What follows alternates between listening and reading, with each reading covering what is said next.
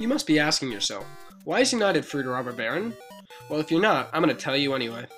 But before I do, I must explain how they got to be the all-powerful monopoly on the fruit industry it is today. Minor Keith took over the Meigs business. It was in Costa Rica. After Meigs' death in 1877, Keith began experimenting with the planting of bananas as a cheap source of food for his workers. When the Costa Rican government defaulted on its payments in 1882, Keith had to borrow $1.2 million from London banks and from private investors in order to continue his difficult engineering project. In exchange for this and for renegotiating Costa Rica's own debt, in 1884, the administration of President Prospero Fernandez Orimono agreed to give Keith 800,000 acres, plus a tax-free land along the railroad, plus a 99-year lease on the operation of the train route. The sale of bananas grown in his lands, transported by train to Limon, then shipped to the United States, proved very lucrative.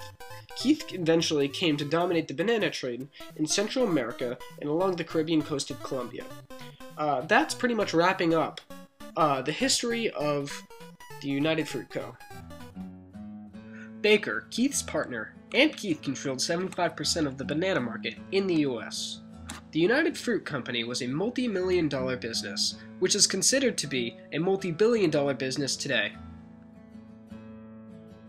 The United Fruit Co. tied into its respective time because there was a lot of growth in monopolization in the early 1900s. The US relied on Fruit Co. because it was the main export for important food while it was in a wartime state. Keith's Guatemala Railroad Company became the International Railways of Central America, otherwise known as IRCA, which becomes an important asset for transferring resources back and forth from North America and Central America. United Fruit also purchased the California-Guatemala Fruit Corporation, which exported fruit from the Guatemalan Pacific coast to the western USA. To my knowledge, I do not think that there were any laws or legislations establishing for Fruit Co. I think the possibility that Guatemalan labor laws were made because Fruit Co. was taking advantage of citizens and essentially forcing them into fruit labor. I'm not too sure if it was directly addressed towards the company in general. After these laws were made, Fruit Co. struggled because now workers had to be laid off.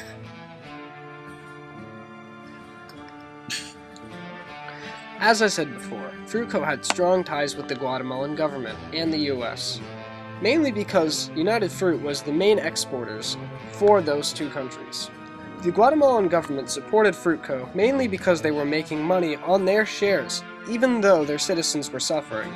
Only till the protests got too strong did the government intervene. So, what is a robber baron? A robber baron is wealthy who profit from the misfortune and ill luck of the lower working class society. It is a term which has been around since the Great Depression. United Fruit Co. was a robber baron because behind the scenes the low class was being paid much less than minimum wage, and Fruit Co. enforced child labor regardless if it was intense and strenuous work. The workers of the banana plantations in northern Colombia went on strike. They demanded a 6-day labor week and an 8-hour labor day plus health care. This strike was useless. Once the U.S. realized that workers were striking, the United States Army intervened in Panama and kept a police force in the country. Even the United States Army lands in Panama during the general strike. United Fruit Co. was so bad at managing its workers, the government declared martial law on the northern coast after workers attacked a military barracks at Trujillo and Tila. United Fruit manager J.F. Aycock declares that the company would not negotiate as long as workers are on strike. It took 40 years plus for United Fruit Co. to fix its unjust production. Because United Fruit was so stubborn, it lost a good portion of land, was not funded for repairs after being severely damaged by a hurricane, attacked by a rebellion, and under an international boycott. If these aren't the qualities of a robber baron, then I don't know what is. Learning about United Fruit Co. did make my views for the government regulating companies somewhat more for it than they were before. However, the government should not have too much power. They abuse it already, so it's likely that they would use it towards companies that are not robber barons. My biggest issue is that although the US supported United Fruit Co., hypothetically, If the US had policies against child labor and paying a minimum wage, they would not be able to do anything because United Fruit Co. was not in the US. Thanks for watching!